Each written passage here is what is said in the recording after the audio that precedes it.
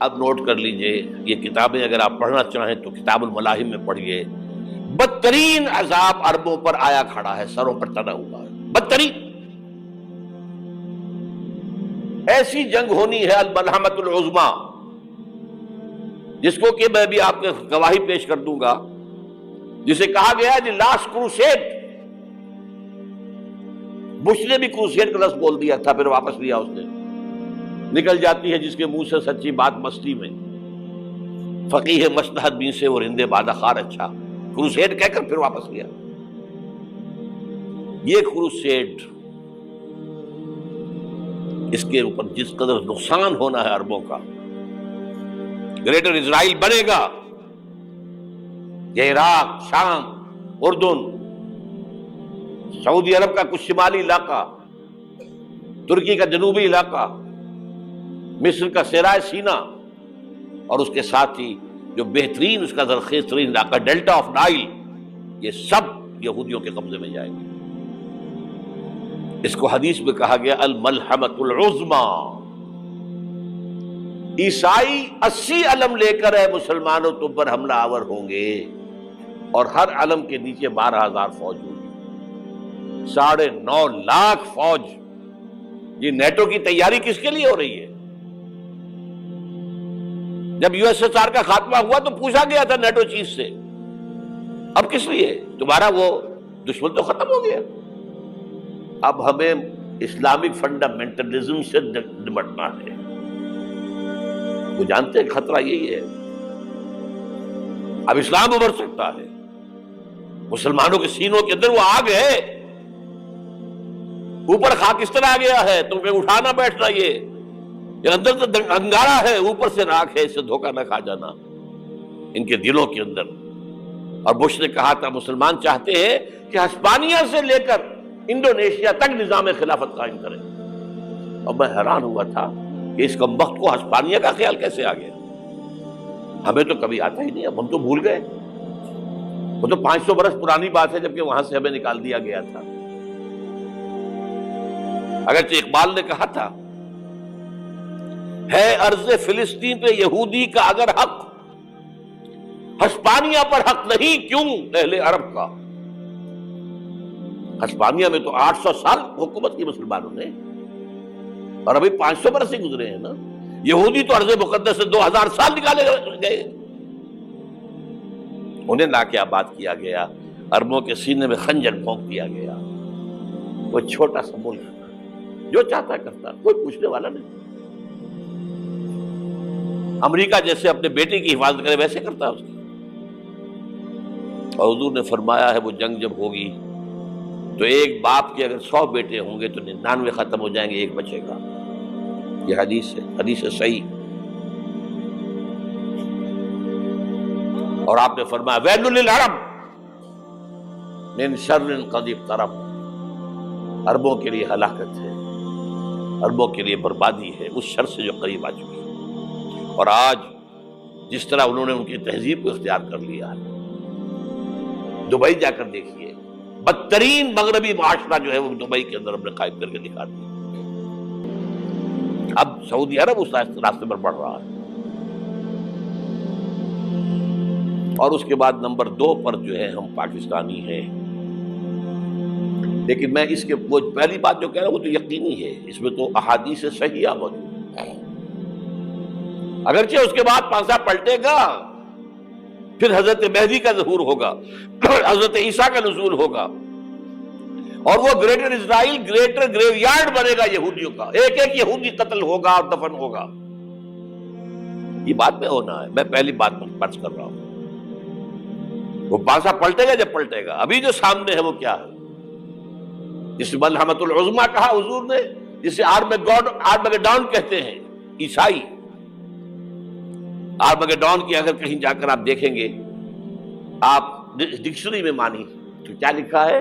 A very big war which will be fought between the forces of evil and good before the end of this world۔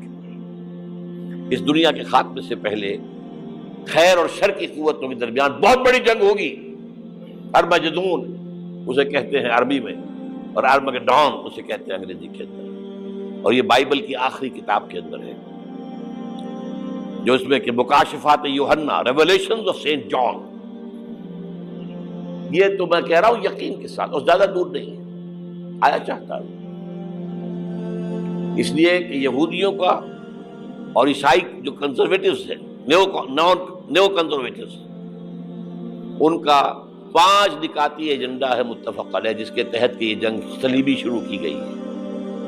تو سن لیجئے آپ، آرمیگیڈون number 1، greater اسرائیل قائم ہو جانا اس کے نتیجے میں نمبر 2، مسجد اقصی اور قبۃ الصغریٰ کو گرانا نمبر 3، وہاں 3rd ٹیمپل، وہ مسجد جو حضرت سلیمان نے بنائی تھی 1000 قبل مسیح میں، پھر برباد کی تھی نبوکدنضر نے، دوبارہ بنائی گئی، پھر دوبارہ ختم ہوئی 70 عیسوی تک گری پڑی ہے۔ ان کا خانہ کعبہ گرا ہوا ہے 70 عیسوی سے لے کر آج تک۔ ایک دیوار ہے ویلنگ وال، جہاں جاتے ہیں، روتے ہیں، پیٹتے ہیں، ماتم کرتے ہیں، وہاں وہ بنے گا 3rd ٹیمپل۔ اور نمبر 4، اس میں لا کر رکھا جائے گا تخت حضرت داؤد کا۔ یہ تخت کہاں ہے اس وقت؟ یہ لندن شریف کے اندر جو ان کی پارلیمنٹ کا جو چرچ ہے، ویسٹ منسٹر ایبے، اس میں رکھا ہوا ہے۔ ایک پتھر تھا جس پر بٹھا کر حضرت داؤد کی تاج پوشی ہوئی، پھر حضرت سلیمان کی ہوئی، پھر وہ پتھر رکھ دیا گیا جب حضرت سلیمان نے بنایا ہیکل مسجد اقصی، وہاں رہا وہ۔ ہر بادشاہ جو تھا یہودی اسی کے اوپر بٹھا کر اس کی تاج پوشی ہوتی تھی۔ سن 70 میں ٹائٹس نے گرایا اسے، ہیکل کو، وہ پتھر لے گیا، وہاں سے روم گیا، روم سے آئرلینڈ گیا، آئرلینڈ سے اسکاٹ لینڈ آیا، اسکاٹ لینڈ سے انگلینڈ آیا، اور اب وہ رکھا ہوا ہے 14ویں صدی عیسوی سے آج تک۔ وہ ویسٹ منسٹر ایبے میں رکھا ہوا، ایک کرسی کی سیٹ میں اسے بنا دیا گیا ہے تخت کی شکل میں۔ اب انگریزوں میں کوئی ملکہ ہو، کوئی بادشاہ ہو جس کی بھی تاج پوشی ہونی اس میں ہو، یہ لا کر رکھا جائے گا 3rd ٹیمپل میں۔ اور اس پر یہودیوں کے خیال کے مطابق ان کا مسیحا آئے گا جو مسیح دجال ہوگا، عیسائیوں کے خیال کے مطابق حضرت عیسیٰ آئیں گے، وہ ہمارا بھی خیال ہے حضرت عیسیٰ آئیں گے علیہ السلام۔ بہرحال یہ تو بات کی باتیں ہیں نا، اس وقت جو میں عرض کر رہا ہوں عربوں پر بہت بڑا عذاب، اور پاکستان کا معاملہ البتہ یہ ہے، میں یقین سے نہیں کہہ سکتا، ہینگنگ ان دی بیلنس، ہو سکتا ہے اللہ تعالیٰ ہم پر رحم فرمائے، ہو سکتا ہے، اگرچہ اس کی کچھ شرائط ہوں گی۔ چمن کے مالک اگر بنا لیں موافق اپنا شعار، اب بھی چمن میں آ سکتی ہے پلٹ کر چمن سے روٹھی بہار، اب بھی ہو سکتی ہے۔ اور یہ بھی ہو سکتا ہے کہ اللہ تعالیٰ نے معجزانہ طور پر ہمیں ملک دیا، ہم نے اللہ سے بدعہدی کی، وعدہ خلافی کی، غداری کی، لہذا سزا دی جائے اور ہم سے یہ ملک چھین لیا جائے۔ اٹس جسٹ پاسبل، دور نہ سمجھے، اسے انہونی بات نہ سمجھے۔ جو گھیراؤ ہو رہا ہے آپ کا، آپ کے مغرب میں نیٹو فورسز اور مشرق میں بھارتی فورسز گدھوں کی طرح بیٹھے ہوئے انتظار کر رہے ہیں پاکستان اور ڈسٹیبلائز ہو جائے، یہاں اور بدامنی ہو جائے۔ اب لاہور میں پھر آج دھماکے ہو گئے ہیں، 2 دن پہلے کا دھماکہ میں سہ کے آیا ہوا ہوں، آپ کے سامنے بیٹھا ہوں، وہ جانیں بچی ہیں، جو ہماری اکیڈمی کا حشر ہوا وہ تو میں آپ کو نہیں بتا سکتا۔ یہ سارا کیوں ہو رہا ہے؟ تاکہ یہاں بدامنی ہو جائے اور ہمیں جواز مل جائے، مغرب سے نیٹو فورسز داخل ہو جائیں، مشرق سے بھارتی فورسز آ جائیں، اور ہمارے ایٹمی دانت توڑ کر اور پھر ہمیں بھارت کے سامنے ڈال دیا جائے، نو ڈو ایز یو لائک۔ یہ ان کا نقشہ ہے، ہوگا کیا وہ اللہ جانتا ہے، ہوگا وہ جو اللہ چاہے، لیکن اللہ کا چاہنا جو ہے وہ کس پر منحصر ہے؟ یہاں انقلاب برپا کرو، یہاں اسلام لاؤ، اگر دھندوں میں لگے رہو گے تو وہ خود بخود نہیں آ جائے گا انقلاب۔ صحابہ نے جانیں دی تھی، کتنی تکلیفیں اٹھائی تھی، 12 برس تک مکی دور کے اندر با نشہ درویشی در ساز و دمادم زن، جو پختہ شبی خدرا بر سلطنت جم سن۔ یوم طائف یاد ہے جو حضرت عائشہ فرماتی ہے کہ میں نے پوچھا تھا حضور سے کہ یوم احد سے زیادہ سختی بھی آپ پر کبھی آئی؟ یوم احد پر کیا ہوا تھا؟ تلوار کا وار پڑا تھا آپ کے چہرہ مبارک، یہ جو رخسار کی ہڈی ہے اس کے اندر وار گیا ہے، اوپر خود کی 2 کڑیاں تھیں وہ اس میں گھس گئیں، 2 دندان مبارک شہید ہوئے۔ وہ خود کی کڑیاں ایک صحابی نے اپنے دانتوں سے پکڑ کر کھینچنے کی کوشش کی، دانت نکل گئے، وہ نہیں نکلی، کیا جتن کر کے نکالی گئی ہوگی تو خون کا فوارہ، اتنا خون گیا ہے کہ آپ بے ہوش ہو گئے، گر گئے، اور مشہور یہ ہو گیا کہ آپ کا انتقال ہو گیا، شہادت ہو گئی۔ یہ سیرت کبھی پڑھی ہے؟ حضرت عائشہ کے ہوش کا تو یہی دور تھا نا، یوم طائف میں جو آپ کی کیا تھی، بچی تھی، انہیں کیا پتا کیا ہو رہا ہے حضور کے ساتھ۔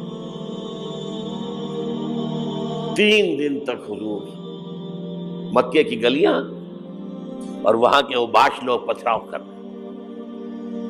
گئے تھے اس امید میں کہ شاید وہاں کا کوئی سردار ایمان لے آئے، تو یہاں تو ابو طالب بھی فوت ہو گئے، یہی دنیاوی سہارا تھا، خاندانی سہارا تھا ابو طالب کے ذریعے، اور گھر میں ایک دلجوئی کرنے والی رفیقہ حیات تھی، وہ بھی، ان کا بھی انتقال ہو گیا۔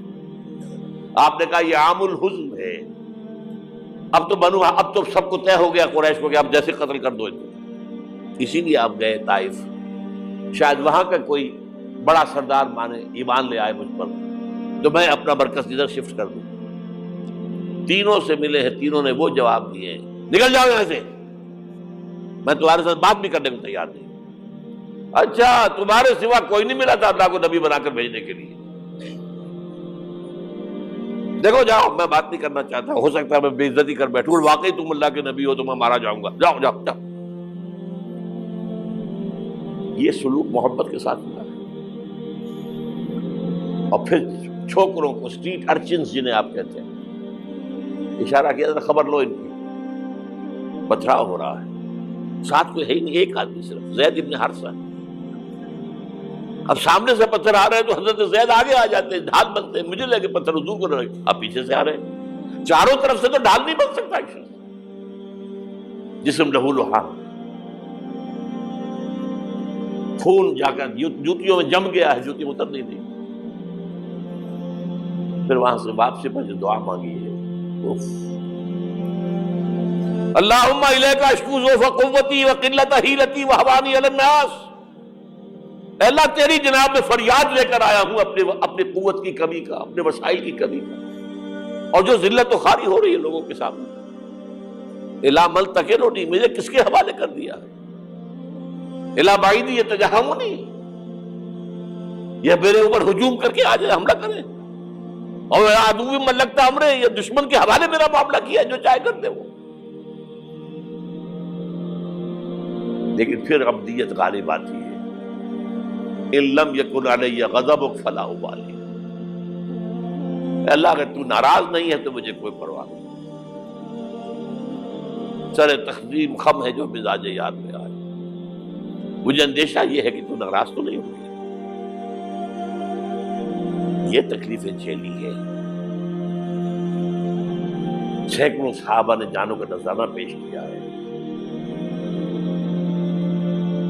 احزاب کی جنگ میں فاقوں پر فاقے ہو رہے تھے، اور ان فاقوں کی حالت میں خندق کھودنے کا حکم ملا ہے، لوگوں کی کمریں دوہری ہو رہی ہیں، پتھر باندھے ہیں اپنے پیٹوں سے، اپنی چادروں کے ساتھ کس کر کمر دوہری نہ ہو جائے۔ اور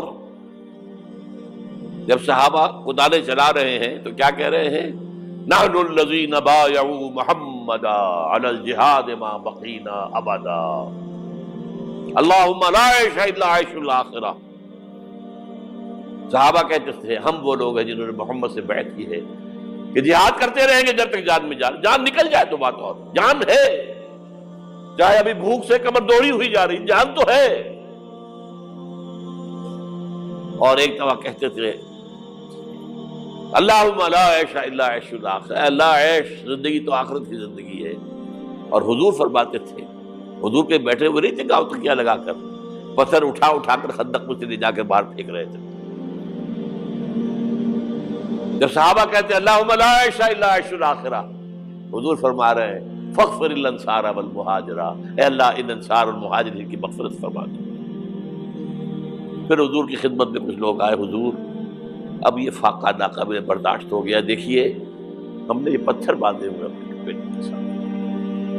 حضور نے کرتا اٹھا کر دکھایا، وہاں 2 پتھر بندھے ہوئے۔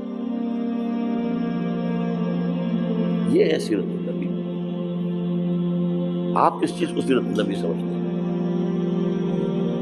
بہرحال اس موضوع پر میری ایک کتاب ہے منہج انقلاب نبوی، کہ انقلاب کیسے آیا تھا۔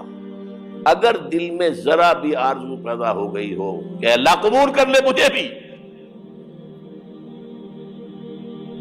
مجھے قبول کر لے اس کام کے لیے، تو وہ کتاب آپ کے لیے مسٹ